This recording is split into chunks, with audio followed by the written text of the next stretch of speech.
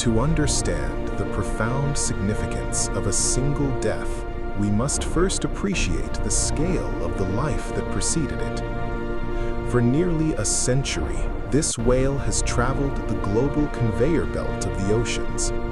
It is a biological machine of immense efficiency, harvesting energy from the sun-soaked surface waters. Tons of squid and fish have been converted into thick layers of insulating blubber and heavy bone. In the biological desert of the open ocean, this animal is a swimming reservoir of carbon and protein. But the laws of thermodynamics are absolute. Energy cannot be created, only transferred. As the great heart falters, the machinery of life begins to shut down, one system at a time. When the final breath is taken, the buoyancy that held it aloft for decades vanishes. Gravity, the patient force that waits for us all, finally takes hold of the giant. The descent is a slow, silent funeral procession that bridges two different worlds. It passes through the twilight zone, where the last photons of sunlight fade into memory. Here, the temperature drops rapidly, preserving the 40 tons of flesh for the journey ahead. As it enters the midnight zone, the pressure increases to over 1,000 atmospheres. The lungs collapse completely, compressing the ribcage into a solid, dense mass. Down here, there is no day nor night, only an eternal, crushing darkness. The seafloor has been waiting for this moment for perhaps 1,000 years. The impact is not violent, but heavy, a soft collision that shakes the sediment. The beast settles, creating a new topographical feature on the map of the abyss. For a brief time, there is stillness, a pause before the biological storm begins. But in the water, chemical signals are already racing through the currents at high speed. To a deep-sea scavenger, this scent is the equivalent of winning a cosmic lottery. The first phase of the ecosystem begins, the Mobile Scavenger stage. These sharks are sluggish giants, often blind, guided solely by the smell of decay. They are the icebreakers, using their powerful jaws to tear open the tough, leathery skin. Once the skin is breached, the scent signal amplifies tenfold, calling in the swarm. Enter the hagfish, the most primitive and grotesque of the deep-sea recyclers. They have wandered these oceans unchanged for 300 million years. Lacking jaws, they use rasping plates of keratin to grind away the soft tissue.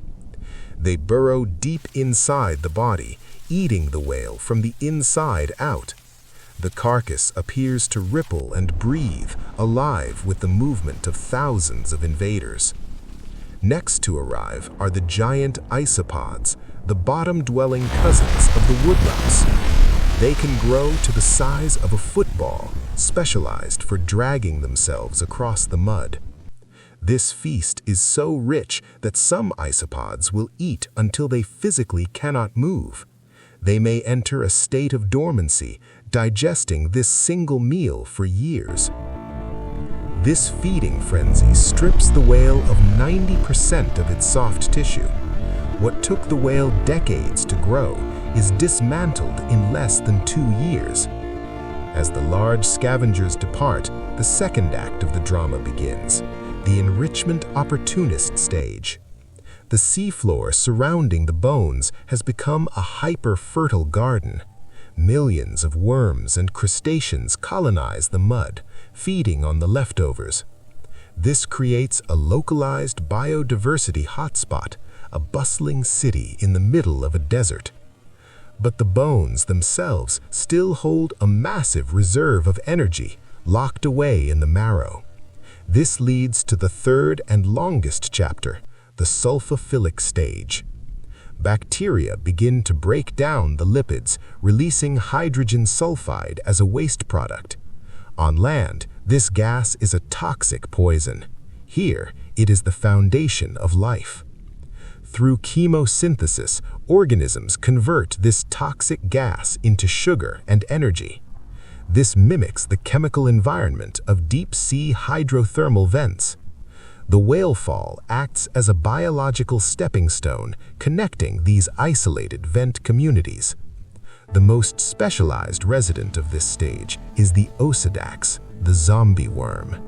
These creatures have no eyes, no stomach, and no mouth. They anchor themselves with green roots that secrete acid to dissolve the bone. Inside these roots, symbiotic bacteria digest the fats and feed the worm. Without the whale, this entire species would likely cease to exist. This sulfur stage can last for 50 to 100 years. An entire century of life is sustained by the death of a single mammal.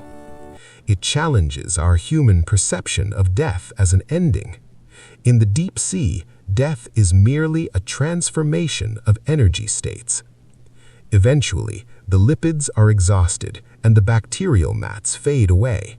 The mineral remains crumble into the sediment, becoming part of the geology. The oasis vanishes and the abyssal plain returns to its original emptiness. But the energy has not been lost. It has been woven into the fabric of the deep. Every creature that fed here carries a piece of the whale in its DNA.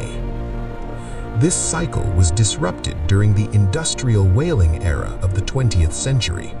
By removing millions of whales, we starved the deep ocean of these vital oases.